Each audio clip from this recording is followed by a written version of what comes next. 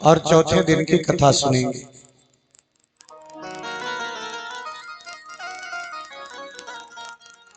और हाँ,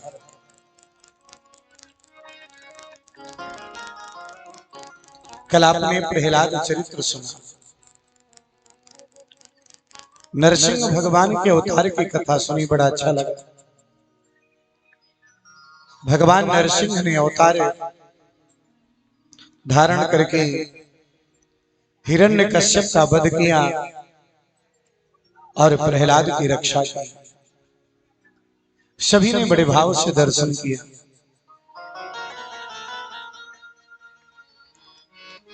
भगवान ने प्रहलाद को अनंत आशीर्वाद दिया। और शायद एक बात आपको मालूम होगी, दुनिया में भगवान को सबसे ज्यादा पसंद कौन है मालूम है?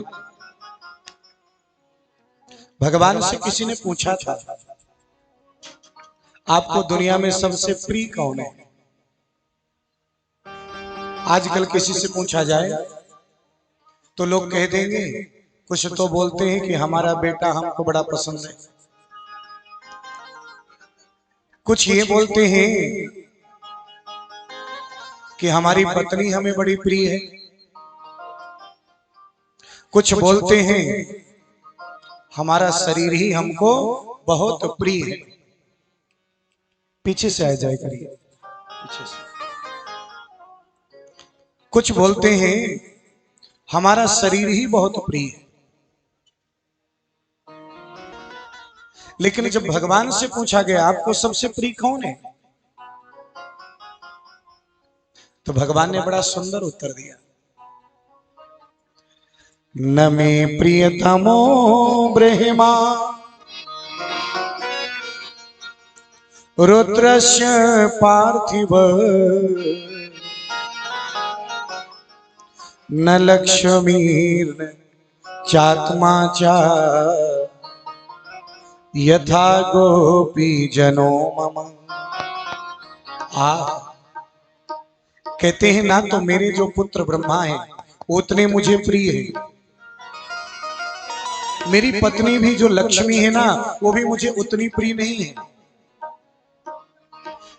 मेरी आत्मा भगवान शिव है वो भी मुझे उतने प्रिय नहीं है। बोले जितने प्रिय मुझे अपने भक्त रखते हैं। बोलो जय श्री राम।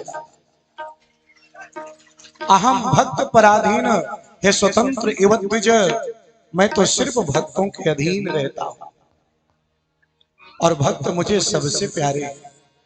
ध्यान देना, भगवान को भक्त इतने प्रिय हैं कि जब भगवान देने के लिए आते हैं ना तो कह देते हैं मैं अपने आप को भी अपने भक्त के लिए समर्पित कर देता हूं। सांसारिक साधन तो साधारण बात। आज प्रहलाद से भगवान क्या कहते हैं, अरे प्रहलाद तुम्हें जो वरदान चाहिए सो मांगो। अरे आप अगर कहोगे कि मुझे इंद्र का पद चाहिए तो मैं इंद्र का पद दे दूंगा, तुम कहोगे ब्रह्मा का भी पद चाहिए तो ब्रह्मा का भी पद दे दूंगा, मांगो तो सही। ब्रह्मा जी खड़े हैं, इंद्र भी खड़े हैं। इंद्र ने कहा भैया सुप्रीम पावर है, किसी को कुछ भी दे सकता है। ध्यान दीजिएगा, किसी को कुछ भी बना सकता है। वैसे भी इंद्र जी तो बोली पड़े, क्योंकि बोले हमारा सिंहासन तो हमेशा हिलता रहता है। कोई भी तपस्या करता है ना धरती पे तो सबसे पहले इंद्र का सिंहासन हिलता है। इंद्र का सिंहासन उसी प्रकार है जिस प्रकार आजकल नेताओं की कुर्सी, बोलो जय श्री राम, हाँ 5 साल बाद ठिकाना नहीं रहता, ऐसे इंद्र का सिंहासन है, हमेशा हिलता ही रहता। तो जानते हैं भगवान ने कहा मांग लो। अच्छा विचार करो,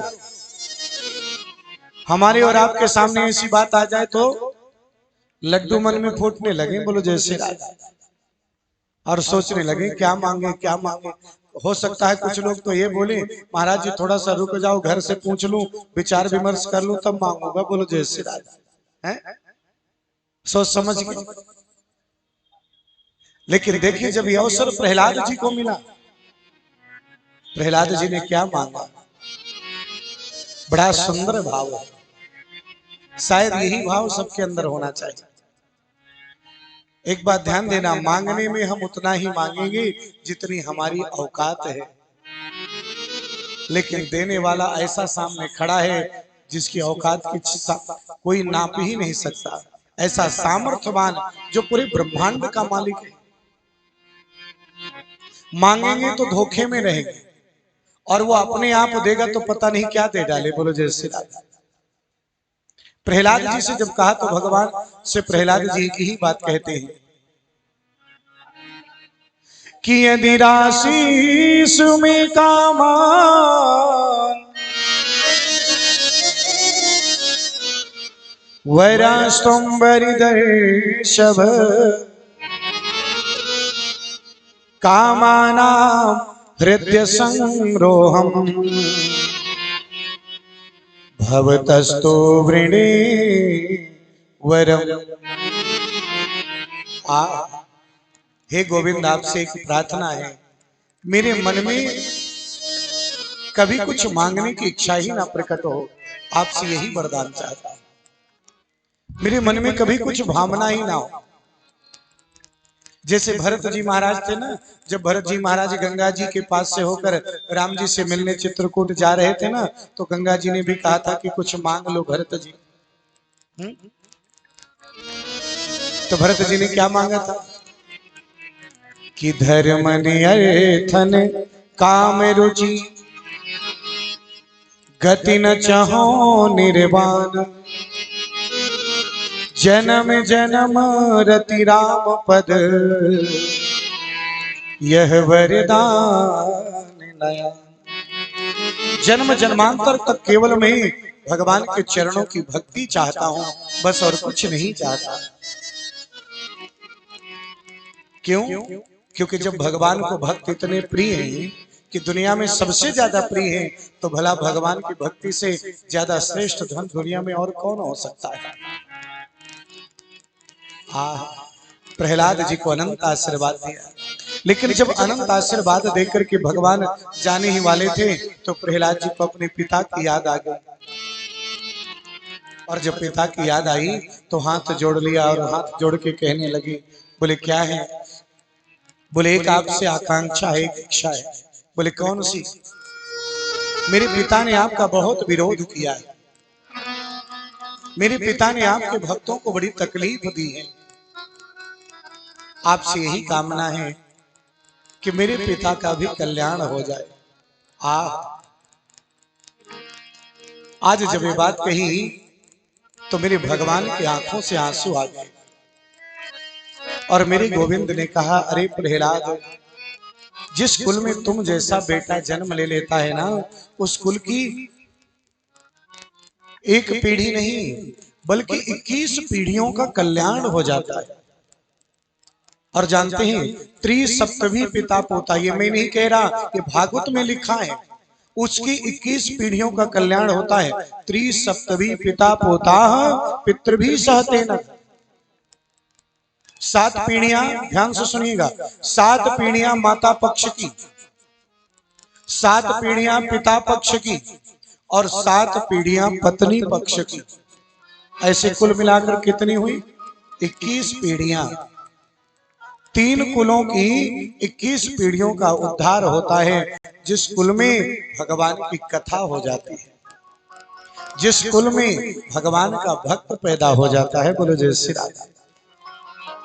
है उस कुल के जो पितृ देवता है ना, दधि मधु क्षीर घृत आदि से निर्मित जो भोजन पदार्थ होता है ना, उस पदार्थ के भोजन के प्रसाद के स्वाद का अनुभव करते हैं और उनका कल्याण होता है। आज अनंत आशीर्वाद दिया, और जैसे अनंत आशीर्वाद भगवान ने दिया, मेरे प्रहलाद ने स्वीकार किया और प्रहलाद आज मेरे गोविंद की बड़ी सुंदर स्तुति करने लगते हैं। और जब स्तुति करते हैं तो कहते हैं, गोपाल, मैं आपको छोड़ करके कभी ना जाऊं। आपकी कृपा मेरे जीवन में हर क्षण बनी रहे, यही आपसे प्रार्थना है। और मानो बड़ी ही भावना के साथ आज भगवान की मानो बड़ी सुंदर प्रार्थना करने लगते। बोलिए भक्त वत्सल भगवान की जय जय श्री राम।